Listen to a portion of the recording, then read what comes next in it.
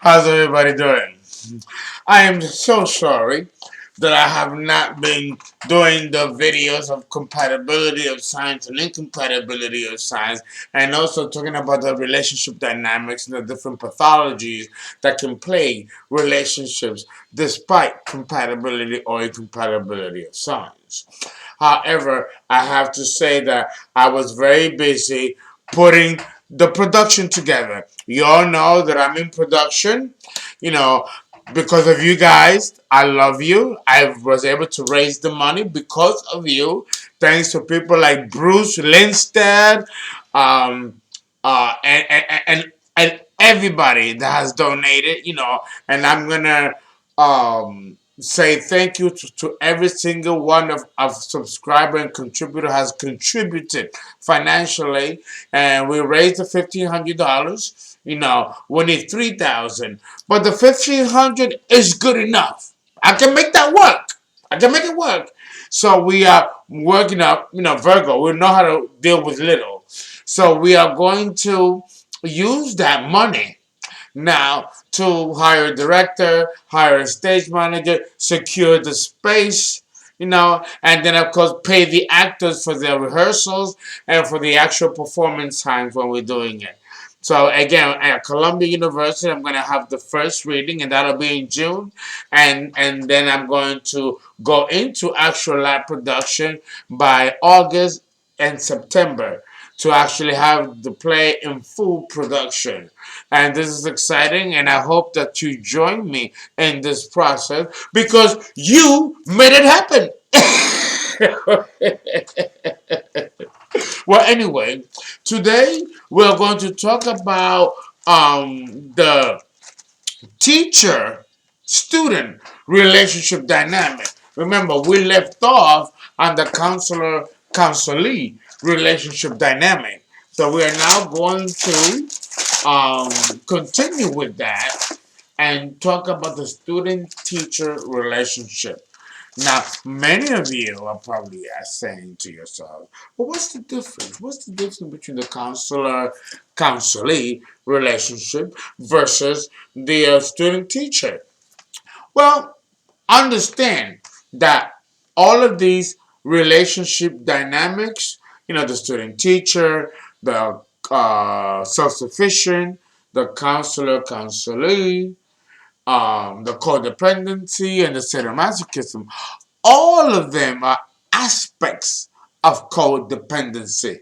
I mentioned to you that they're all pathways to codependency, but they form or manifest in a variety of different ways. And it was important to actually explain that. Okay? It was important to explain that. Okay. So now I'm going to discuss another aspect of codependency, which is the student-teacher relationship. The student-teacher relationship is a variation of the counselor-counselee relationship, first and foremost, okay? Usually this relationship is now stereotypically a psychological one, like the counselor-counselee relationship, okay? The counselor-counselee relationship is more psychological than it is behavioral, okay? So the student-teacher relationship is not a psychological relationship dynamic, even though it can become psychological. It doesn't start out that way, though. It doesn't start out as a psychological need, like the counselor-counselee relationship, okay, dynamic. This dynamic expresses itself through a teaching of life and life experiences. It can become psychological in the sense that it would foster a codependency in the long run. Now, let me explain something. For example, let's say you meet Toby, and Toby lives in Arkansas, America's heartland. innocent, know nothing about city life. He moves to New York City. He doesn't know New York City. He's never been to New York City. He comes from the Midwest, where things are simpler. You have all kinds of millions of people in New York City with all kinds of psychologies and all kinds of baggages and background and all kinds of experiences. And this man may come from a particular secular experience. So now moving into the big city, now he needs a teacher. He needs someone that can guide him through the ropes and teach him how to survive in this new city in which he has no psychological experience about. He may be a white boy that lived in the heartland. I never seen a black man before or a Latin man. Now he moved to New York City. He sees all kinds of people. This could be a culture shock. So now this kind of person needs someone to help him adjust to the new life and new culture that he finds himself in. So therefore, now he's going to develop a codependency on someone to help him and teach him and transform him and guide him in this new great city, the new Babylon, the new Rome. And this kind of codependency and need is not psychological. It's to survive. If I go to China and I can't speak Chinese, I'm going to hook up with a Chinese nigga and a bitch and try to be able to, do what I got to do to survive being in that environment because I'm not Chinese and I don't speak the language. So look at it. It's a dependency. I need to be with that person in order to survive. That's the psychology behind the teacher student relationship. The student needs a teacher so that he can learn the ropes, so that he can later become actualized and do what he got to do without the aid of the teacher anymore. This kind of codependency need can develop a connection that can be a false connection based on need and survival and necessity. Understand that. It's not real love. It's based on need and survival. So that is the teacher student relationship, and it can come in many, many, many forms and in many varieties. Okay, depending on the evolutionary state of the individual involved, this tendency could be spiritual, metaphysical, to just about the nuts and bolts of life. Okay, what I put here in my notes is that this codependency to need a teacher to teach you the ropes, it doesn't have to be about life and living about life, how to pay the bills, how to balance a checkbook. It could be spiritual. It could be metaphysical. It could be a teacher that has something to teach you spiritually that you need, that can transform your life, that you cannot move forward with your life unless you have that teacher to open those doors for you. This also develops a psychological form of codependency over the long period if this bond continues. So again, this relationship dynamic can develop a false sense of security concerning the love of a person because you want to help the person because they need it, but because they're in love with that person. No, it's not because they're in love with that person, even though the allure may be the same. And that can foster a sense of illusion of thinking that this is a relationship dynamic that is genuine and that can work. No, eventually it will fall apart. And we're going to talk about that in a little while. Okay. Whatever the case may be, though, however, the core dynamic is still the same. It exists of a relationship defined by inequality of roles and the emotional investment in these roles for security purposes. Now, what am I saying here? Okay, the teacher-student relationship is a role of inequality. When there's inequality in a relationship, you have to question its motive for existing. For example, if I am with, if I'm dating a man, let's say as a gay man, I'm dating a man, and I got no money. I might be young, I might be transitioning, whatever the case may be, but he's got more money than me, a higher position than I do. That right there opens the door for power and control over the person that has less than. The person that has more can abuse his position in that relationship and manipulate and control emotionally, psychologically that person based on that inequality. Well, the teacher-student relationship has the same inequality because the student needs something that the teacher can provide.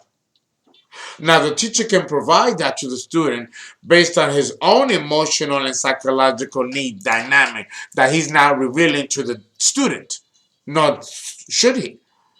And of course, the student, being ignorant and not understanding, will be totally vulnerable to the dictates and direction of the teacher. And again, inequality in the sense that the teacher could be older and the student can be younger. But it doesn't have to be that way. It could be of equal age. Remember, if did you watch the movie Vampire Lestat?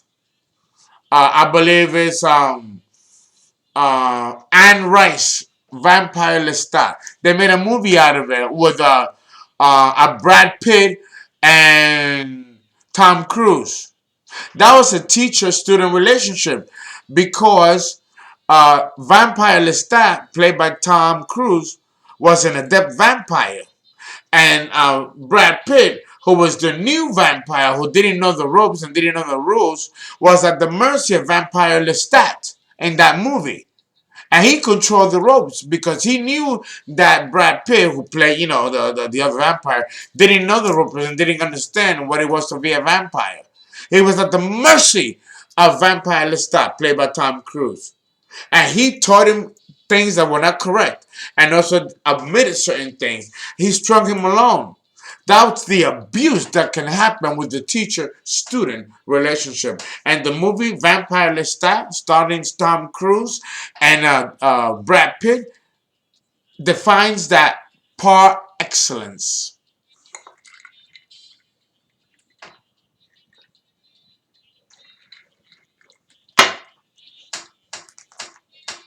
So, the student-teacher relationship is defined by inequality of roles. It has nothing to do with love.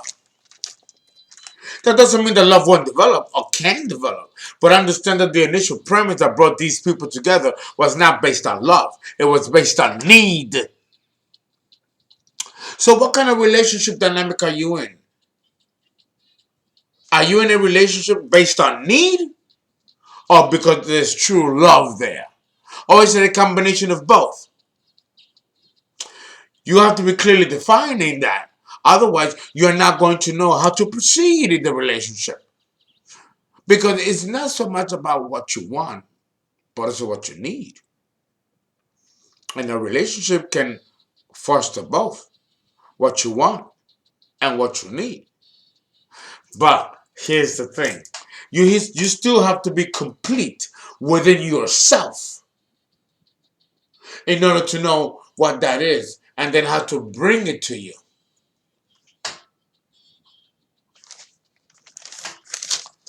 And you see, here we have the relationship dynamic and which that can happen when you're much older, when you're past your prime. That's why I keep saying that if you are in your 20s, don't make serious commitments unless you know yourself to the core and know the other person. Understand that there's still a lot to learn about the person that you're with when you're in your 20s. You're not dealing with the person that's going to be the totality of that human being, that's going to be the one that was born to the one that dies at old age. You still don't have that totality of that person and he of you. You're still very young. Your 20s looks like is like adult. You're legal, but that doesn't mean that psychologically you are ready to be an adult. You may be 21 and ready to drive and drink, but that doesn't mean that you're psychologically ready to be a mother, to be a father, to bear children, to be married, to run a home on your own. Certain things need a certain level of evolution, and that happens with time and with wisdom. But wisdom cannot come without time. You see? So if you find yourself in a relationship dynamic, whether it's the counselor or the counselee, or the teacher-student relationship or the codependency, and you're in your 20s, understand that that's not love. And maybe it's not supposed to be love. Because remember, love It's a psychological and emotional psychosocial completion of a process that occurs from within, germinating outward. And that requires self-knowledge. How can you connect with another human being when you don't know you? And I stress this in all of my videos. You're not doing yourself a favor. You're not doing that person a favor. You're not doing the relationship a favor. Get to know you. Use your 20s to discover yourself, invent or reinvent yourself, and then be fucking ready to handle responsible stuff like marriage, buying a home, graduating and going to college and paying for college, having children, relocating, and all that good stuff. Career. When you're 30, when it's supposed to happen. That doesn't mean that it's not going to happen.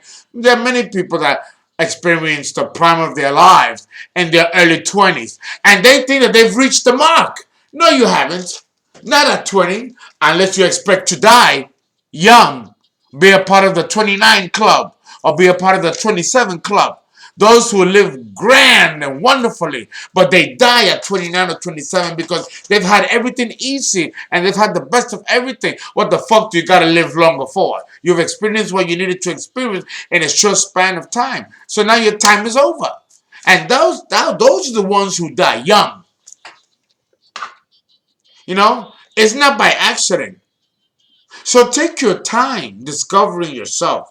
Take your time discovering the other person. Take your time cultivating and nurturing and developing a relationship. There's no rush. Life is going to be what it's going to be anyhow way. With or without your participation, or with or without your psychological understanding of it. So understand that if you are involved in a counselor-counselee relationship or a student-teacher relationship, understand that these are transitory experiences to get to the real thing. So don't invest emotionally in something that's not there, and don't make something that is not there that's there just because something looks good and it flows. No. If the matters of the heart are not involved, then it's not it.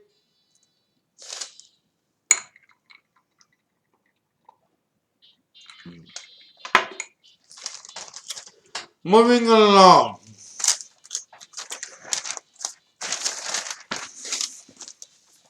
Okay. Now, in the counseling, like in the student-teacher relationship, there is always room for emotional manipulation. And these emotional manipulations are there on purpose to be able to sustain the role of codependency. Now, what do I mean by that? What I mean by that is that if you need that teacher for whether it's spiritual, metaphysical, emotional, or just the nuts and bolts of life. And when I say nuts and bolts of life, I mean like someone that moves from one location of the country to another and needs a guide and someone to help them along. That could be a position of a student-teacher relationship or a counselor-counselee relationship dynamic as well. So, and that's how I mean it. It doesn't matter in what form it comes. It is still a need that creates that kind of relationship dynamic. You know, the person might not even like you, but he'll tolerate you and accept you as your teacher because you're the only thing available. That don't mean that he cares about you. Even if things develop naturally, the risk is there that once the person gets what he needs from the teacher, that he's going to leave, and then the teacher feels abandoned. And that also happens with the counselor-counselee relationship dynamic, where the counselee gets what he needs, and then he evolves, and now he doesn't need the counselor anymore. And now the counselor feels abandoned. Because what made him feel good about himself and gave him meaning was the fact that he felt needed. He doesn't realize that he's just as flawed as the counselee. But the counselee is okay to be flawed because he don't know. And he's in that stage of development where he shouldn't know. where he's supposed to be learning. But the counselor should be in a position where he should offer that from his heart freely, not because he has a need to develop a codependency on that person because he's got lackings within his own self. So then that means that that relationship dynamic is not genuine and it's not love. It's based on need and it's based on insecurity that either the counselor or the counselee want to hold on to in order that they can preserve the status quo. Because for some reason, that dysfunction seems to work for them, for whatever reason. And it's different for every single person.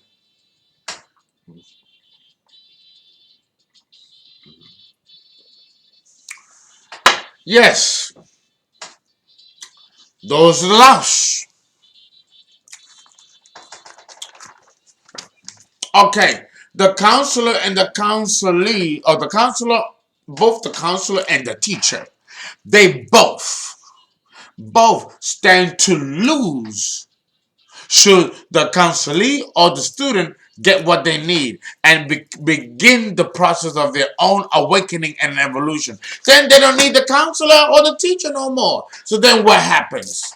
The relationship falls apart, becomes dismantled. They develop irreconcilable differences, as the term is going, is often used in the social science fields. You know, but that's how irreconcilable differences occur among couples because they never really got to know each other in the first place.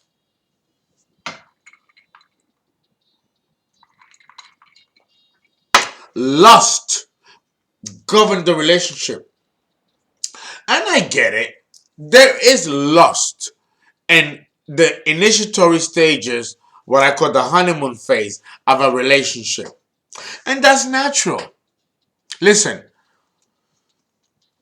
there's got to be attraction in order to bring couples together. If the universe did not add the element of attraction, then couples will not get together. And the relationship dynamic that we're talking about will not occur, and then we'll be wasting our time.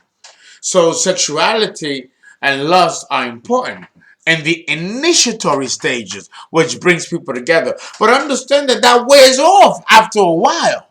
And then the real you is there. And the real shit that comes with the real you. And if you still like the person with their shit and you like that person with their shit, then you got something. You got something. The stuff that can be used to work and make something concrete and good and meaningful and whole occur. Where the relationship is based on reality and it's not based on illusions and it's not based on projections of things that we want to see in our partners that are not really there. And that takes courage. And that takes a certain level of maturity. So understand that in order to sustain well, let me tell you this. If you find yourself in a student-teacher relationship, ask yourself, do I really love this person? Or do I love this person because I need this person? You could need someone and develop love for that person over time. A relationship can start pathologically, but it can end good or great. Because if you're involved in a relationship that's dysfunctional, if you take the time and you pause and you reevaluate and take inventory of yourself, you'll see where you might have gone wrong. But that wrong, once you find it, it's not for you to feel bad about yourself or punish yourself. It's for you to learn from it. Because then that can be avoided in the next relationship and it'll allow you to grow. Sometimes we have to be involved in negative relationships in order for us to appreciate the positive aspect of a relationship and what a healthy relationship dynamic looks like. Sometimes you got to go through the bad ones. Because then when you finally find that relationship that does work, you'll love it, you'll appreciate it, you'll respect it, you won't let it go. But you won't be able to appreciate that if you don't go through the experience of the negative aspect of a relationship, if that's how it is. And we're not doing a part two. We're done with this segment. Thank you.